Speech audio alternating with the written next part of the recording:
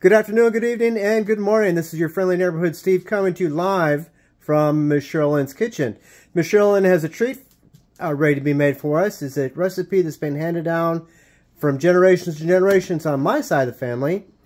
And she's attempting to do the recipe, and it's written in French and it's written in English, and it's never been done in the past, I'll say 30 years. So let's figure out what's it going to taste like. How long has your mom been gone? 10 years. 10 years, so it's at least that long.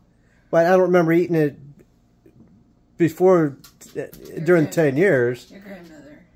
Last time I had one of those was in 77. Wow, so it's been a long time since you've tasted them even. That's good. I'm glad you found the recipe.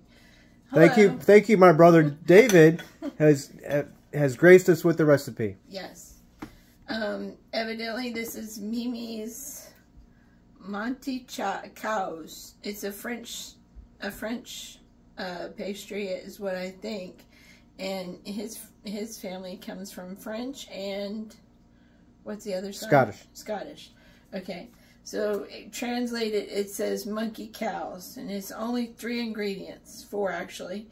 3 cups of flour, 3 cups of sugar, and 1 cup of oil, and the lemon or orange rind of one you can add it in. Anyways, it says here that you can use a splash of vanilla also.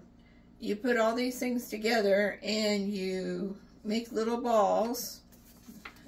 God knows I can do that. After baked, sprinkle with cinnamon, but I'm not going to use cinnamon, I'm going to use powdered sugar.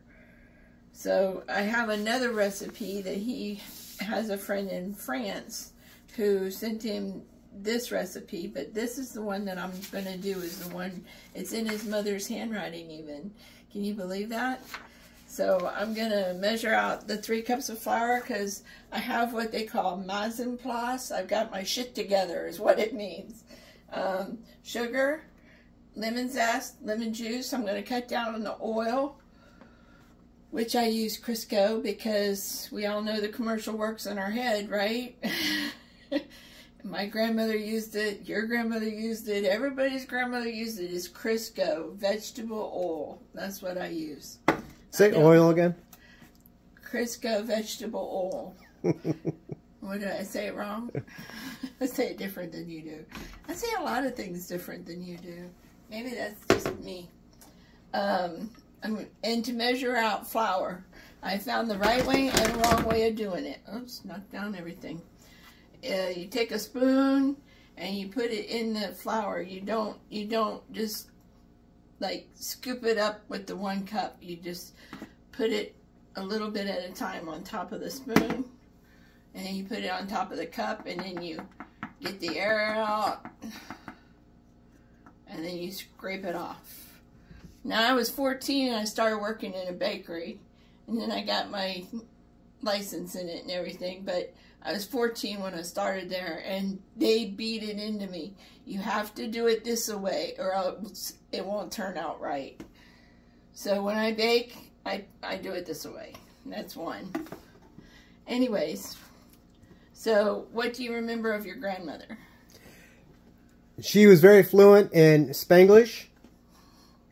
And she would often talk to us in 3 different languages, English, Spanish, and French, all at the same time. And it was kind of confusing, but it was fun to listen to her. And your mother?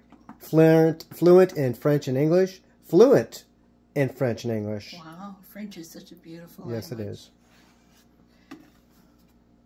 There's 2. And your mother died of?